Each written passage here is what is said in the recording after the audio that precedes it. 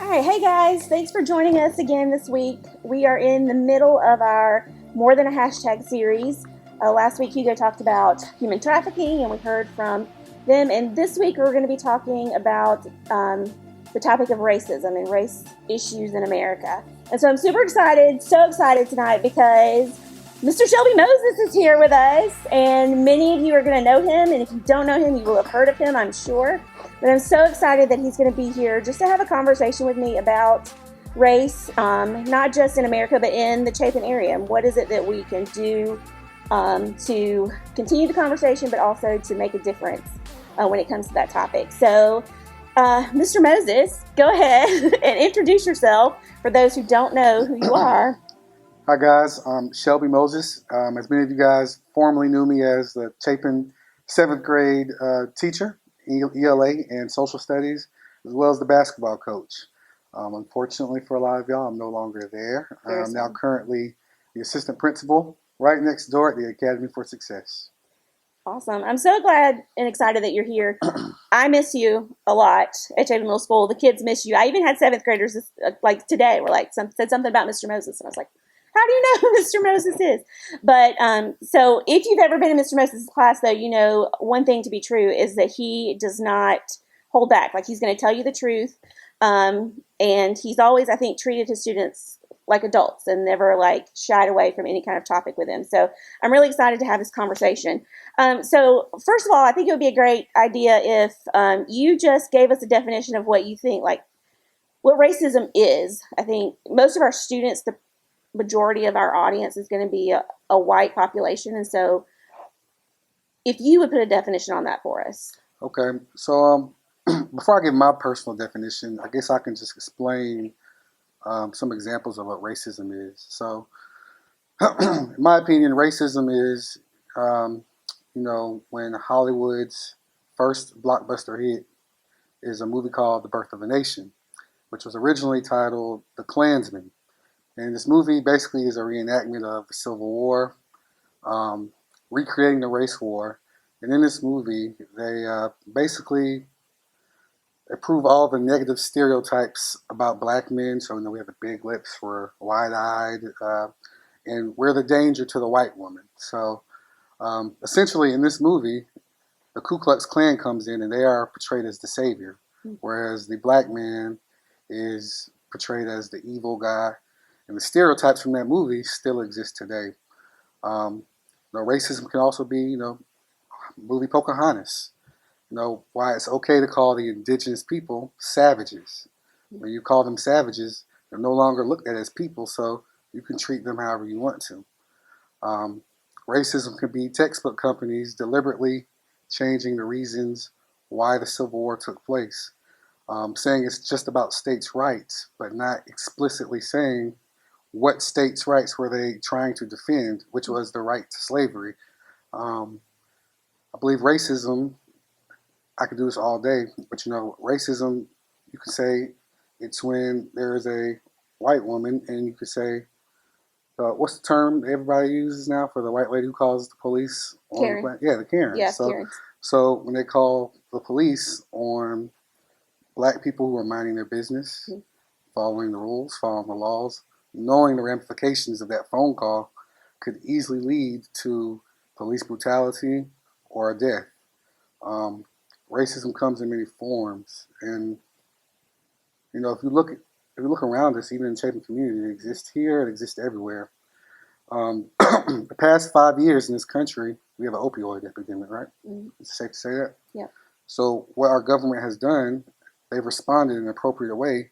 Let's get these people who are addicted to these opioids the right treatment they need. Let's treat them as people who have a sickness, right?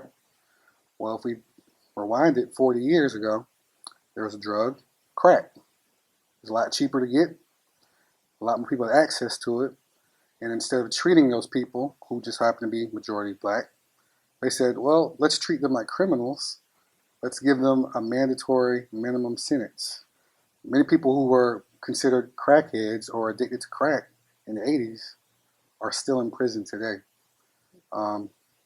So we can look at it in different scopes and different ways, but all in all, my definition of racism is related to all those events. It's when you treat a group of people like second class citizens solely because of the color of their skin. And when you treat those same people like they're second class citizens, those people aren't afforded the same opportunities. They're not given the same access to the same rights or the same chances. I mean, you could look at me, for example. I mean, I've been pulled over by police plenty of times in my life, whether it was warranted or not. I know myself, I need to keep my hands on the steering wheel with all my paperwork in my left hand. Because if I sneeze wrong and do that, I might be a dead man. Mm-hmm. Whereas, in the same token, you look in Charleston or look anywhere else, you have a white young male go murder multiple people, and then law enforcement has enough just cause to do everything they can not to kill this young man who's taking lives of somebody else, bring them into custody, feed them, do whatever. I'm not afforded that. So that goes back to me saying how racism could be when you're getting treated like a second-class citizen. Right. So, and I think we could all agree, I mean, racism is not a new thing, right? It's been around since the beginning, when the beginning of time. And recent events obviously have brought it back to the forefront, right? With everything that happened with George Floyd, and then the riots that are taking place, the protests that are taking place also. So I wanted you just to speak to that for a few minutes, because I think one of the things that has bothered me, well, all of it bothers me, but one of the things that's bothered me is how the response, I guess. Mm-hmm. So, and this is not the first time. So, like, over the past however many years, we've seen this, like, something happens, people respond, and then it goes quiet for a while. And then something happens and people respond. So maybe speak to how or what it is that we can do to keep this in the forefront, like, so that we don't have to wait for another tragedy, if you will, before we have another conversation about it, if that makes sense. Mm-hmm. So I believe the best approach to do that is kind of the same approach you use when there is like the opioid epidemic. So I remember when the epidemic first became a national thing. I don't know if it was this church, but there are different places in different communities. They're talking about it. They're constantly talking about it. They're having events for it, fundraising, calling local news stations, just having those conversations, making it a credible situation. And when you make it a credible situation, it now brings about more awareness to that topic. So when it comes to racism, unfortunately, it only rears its head after an unfortunate event. Mm-hmm. Now, if talk about myself or my church or the people that I'm around, we talk about race all the time. Mm-hmm. Now, there are times where we do seem like it's hopeless because our message seems like it falls on deaf ears. There's a saying that the riots and looting, that's the voices of the unheard. Right. So a lot of times when you see a George Floyd situation and you see the rioting and the looting that takes place, that's because people are fed up and they're like, what else is there for us to do? When we've been saying these things, we've been showing up for elections, local elections. Mm-hmm. We've been showing up for council meetings, voicing our concerns. Nothing has been changed. Mm-hmm. So what else is there left to do? The stuff that they're burning isn't theirs. They're saying it might be in our community, but we don't own it. Mm-hmm. So I think just voicing it nonstop, it should become a normal conversation. People, especially now, have to learn how to be comfortable with being uncomfortable. Yeah. And what I mean by saying that, when I first got hired at Chapin, well, even before I got hired at Chapin, I remember when I first got the interview, and I remember hearing the horror stories about it. I did my research, just hearing about how things are. Yeah. People might not believe this, but sundown towns still exist. Mm. And going to certain towns, you can Google places or look certain things up, and you can kind of figure out what are the racial dynamics like. When I first got here, before I even got in the interview, I think I sat in the parking lot for about 45 minutes, just debating, should I actually walk in this door and interview for this position? Yeah. Which I ultimately ended up doing. I stayed there for 4 years. But I was uncomfortable like my first year. Was I used to it? Yeah, it's a different type of uncomfortable. But, it shouldn't just be myself that feels uncomfortable. That I know how to live with it now because I've done it for so long.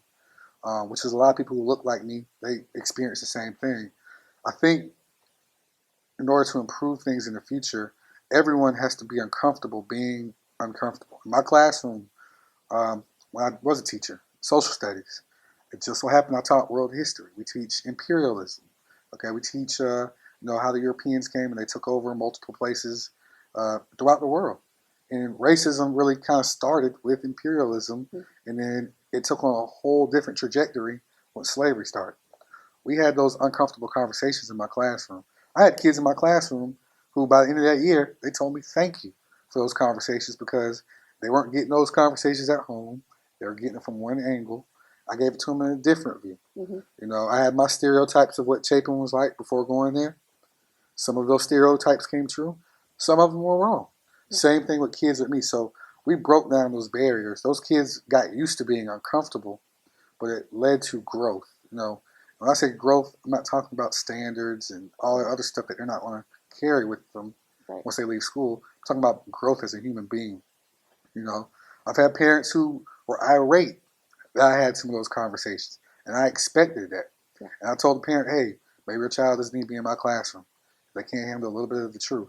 But sometimes we have to all take off our masks, have those real conversations. Look at yourself in the mirror. Are you comfortable with yourself, or are you comfortable looking at the masks that you have on? Yeah. So I think having those conversations where people are uncomfortable, but they know how to be respectful. They can not be tolerant of other cultures and races, but accepting of it. I think there's too much tolerance and not enough acceptance. Yeah, that's so good because part of my story in my own personal growth in this particular area of my life, when it comes to dealing with race, is that being uncomfortable. I had a coworker, and it was several years ago, and a young black man had been shot by a police officer, and blinders were starting to come off for me of seeing, like, this is happening too many times, and she's raising her children, and so I went in her office one day and sat down, and we were good friends, and I went and sat down and I said, what should my response be? Like, tell me what to do, tell me what to say, what questions to ask you so that I can understand like the reality of this. And so we had a very candid conversation, and it wasn't comfortable for me to go in and do that, but it was a part of my growth in this particular area in my life, like you were just saying, of being able to have better understanding and wisdom and knowledge about such things. When you look around Chapin, I think sometimes maybe because Chapin is an affluent community and things go pretty well for most people here, that we sometimes maybe think that, hey, this is not a problem that Chapin has to deal with, that we're not racist people. And I can even remember, again, a part of my growth story is, part of me used to think, part of my thought process used to be, well, what did that person do? And now when I look at it, I'm like, it doesn't matter what that person did. His life was taken. Was it necessary? No. Right? And so that's been a part of my journey. So I think, though, sometimes we think, we have thought processes or whatever that still line up with those ideologies of racism. So if you would, for just a minute, maybe speak to like what you've seen in Chapin, or what, we would say maybe we don't have that problem. What would you say to that? I'd say when people say that this problem does not exist in the community, my first question would be have you asked everyone who lives in that community? I wouldn't say that every community, for the most part. There are two sides of it. You can say you have your haves, you have nots. Or you can say you have your majority, which Chapin is majority white, and then your minority, which are your African American community, your Hispanic community in Chapin. My personal experience of racism at Chapin, as far as being directed at me, first time I dealt with it, it was subtle, but I had a parent. It was the student. Was it the student parent orientation? The orientation where the parents come in, right? Yeah. The kids, and you introduce yourself. Yeah. And she probably asked me about 3 or 4 times, "What are your qualifications?" And I shrugged it off the first time, second time, the third time she asked me. I said, you want to know my qualifications, why don't you go talk to my principal? Because I'm more than qualified to teach your child and probably teach them a thing or two that you're not teaching. She walked out the classroom.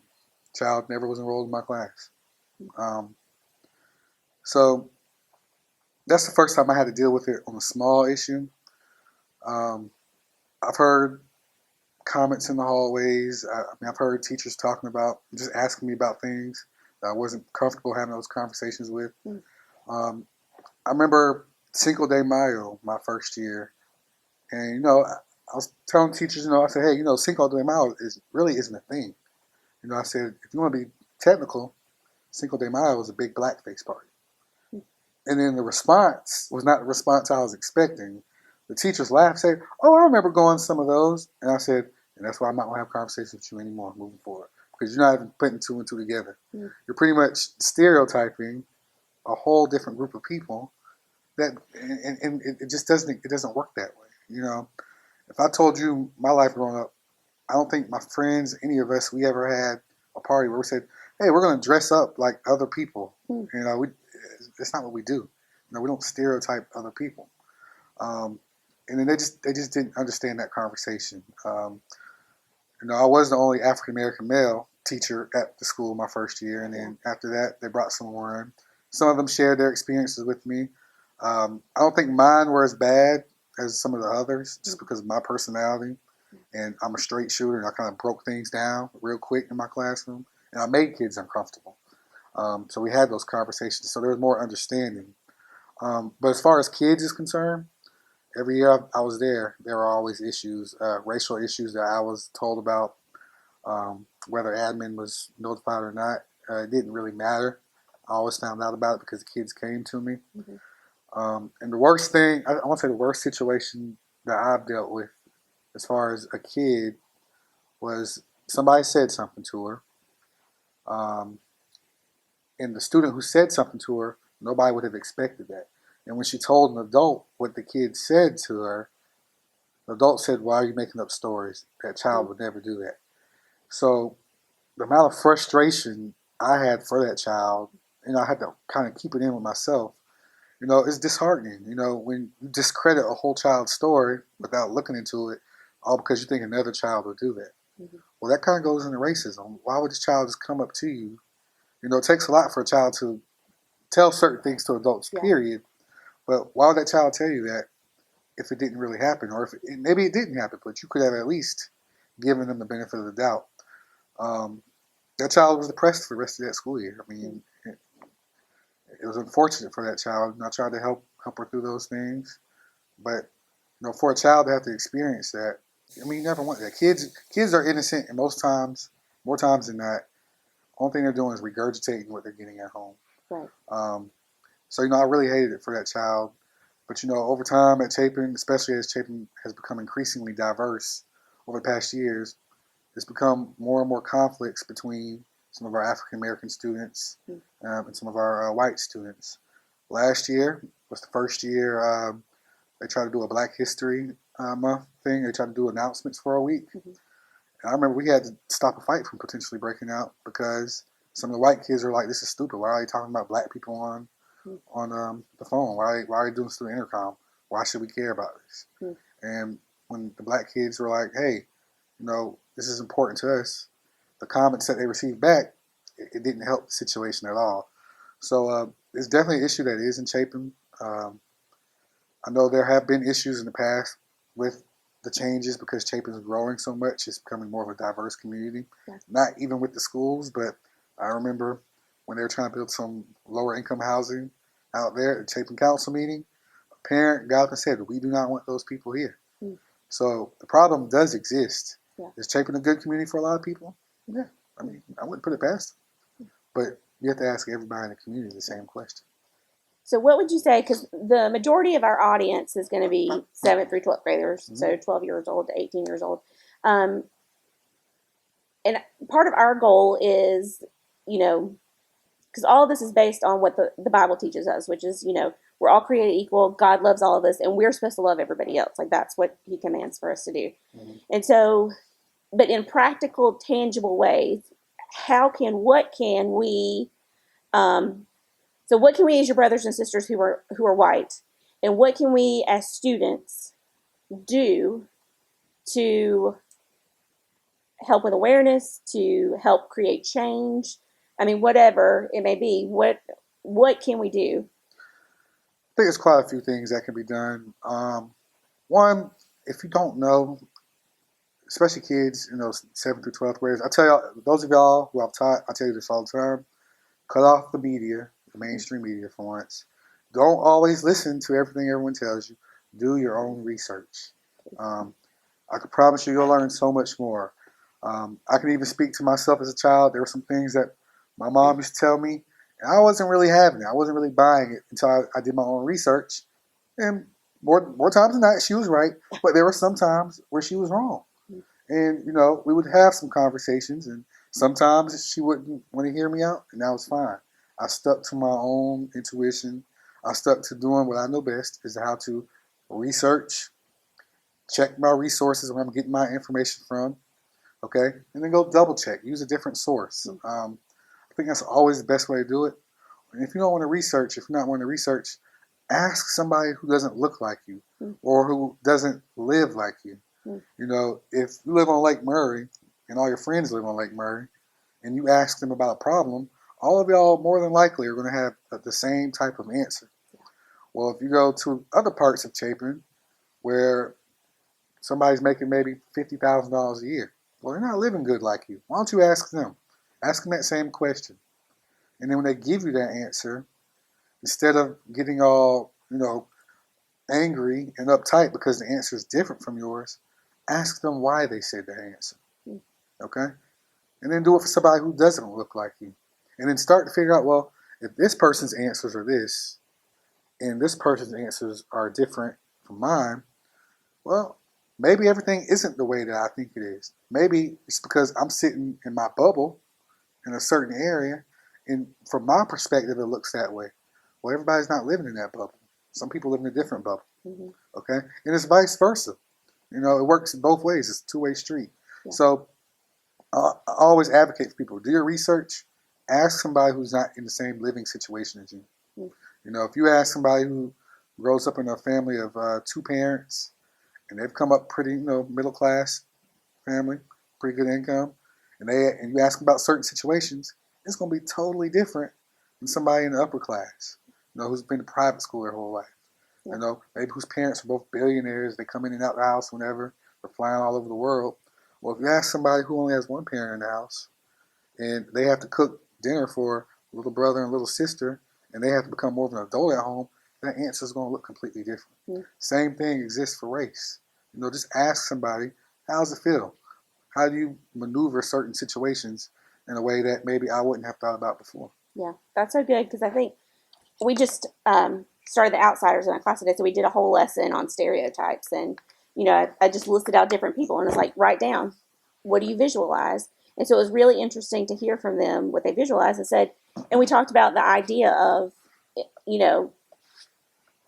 some people, a couple people maybe do fit in that, but the majority don't, but we go ahead and put it on them, and we put it on ourselves too, and then we're either fighting to fit into that or fighting to break free from that and not, be a part of that, not be associated with that. So I think that's so good.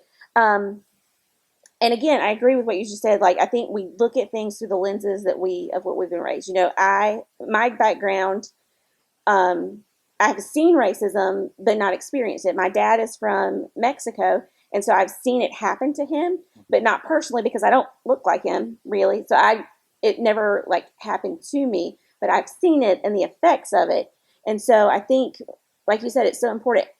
But because of that, my perspective growing up was different because I knew what it looked like. I knew how it affected people.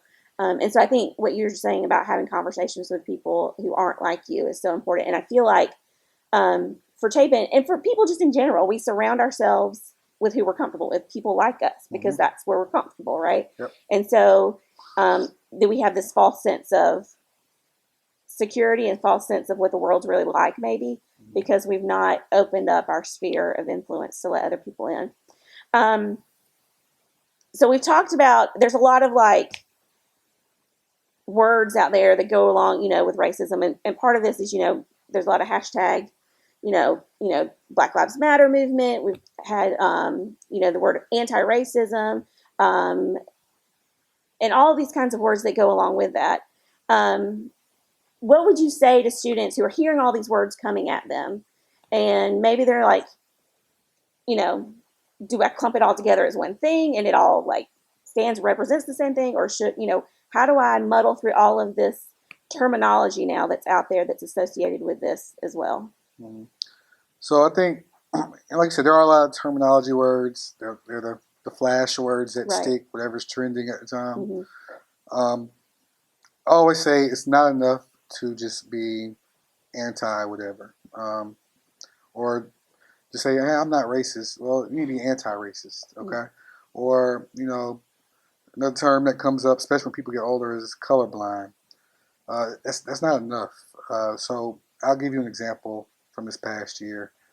All these shootings taking place, a lot of people reached out to me just to see how I was doing mentally. Mm-hmm. It wasn't a good time for me, let's be honest. Our country, a lot of people have been going through a lot this year, one way or another. So there was an incident that took place at our school this past year. The colleague, I'm not going to get into the details of it. There was no ill will behind it, but it did have a racial element to it. It doesn't matter, though. So later on down the line, I'm going to say about 2 months later on down the line, I got some texts, and a few people, including some of my former colleagues, some people who were aware of the situation, they were like, we kind of understand what you're saying now. We've always thought, being colorblind, not seeing color was good enough, but it's not. And the reason it's not, and the reason I told, people who asked why it's not, is because by you saying that you don't see color means that you're not acknowledging that I'm different, one. Then you're not acknowledging the different life that I have to live, or the different experiences that I must face on a daily basis. So, everybody has their preconceived notions about what black people are like, what white people are like, whatever. Well, by saying you're colorblind, now you're being dismissive of everything that I have to go through, of the plights that we face on a daily basis. So you're going to see a lot of hit words come out. You're going to see the words that are trending. But at the end of the day, when you look yourself in the mirror, you have to ask yourself, am I going to say I'm not racist? Or am I going to say, this is not good enough? Or I'm going to be anti this? Am I going to do something to be against this? How am I going to be against that? Am I going to speak out about it? If I see somebody who's doing something, am I going to speak out about it? Am I going to try to fight for policies to change or whatnot? That's really what we need, because, it's embedded and deep-rooted into our whole society. People try to say racism isn't systemic. I've seen doctors, teachers, lawyers, people from every profession, pretty much, especially when the George Floyd situation, speak down on black people. Okay, it's systemic. If it's embedded into every entity, that is the definition of systemic. So I think just knowing where you stand and taking a stand on those issues. That's so good. I'm so grateful that you're here. First of all, I have so much love and respect for you. I hope you know that. As a coworker, as a human being, as a person. And I think just to maybe wrap up, when we talk about this idea of, God tells us to love our neighbors. And I think that love word, it's a verb, it's an action. It's what we have to do. And whether that's standing behind somebody and supporting them so that their voice can be heard, or standing in front to protect, even, I think that is, I think what God calls us to do when he says love, that means act, take action. And that'll look different, I think, for all of us, but it's not just to sit idly by and say, well, I love Mr. Moses and he's black, so I'm good. But that's more than just that. You've got to stand up and take action too. So I really want to thank you so much for being here. Hopefully our kids are going to, draw a lot from this. Guys, so glad you were here with us tonight. We look forward to seeing you again next week, and we will see you soon. All right. Thanks, guys.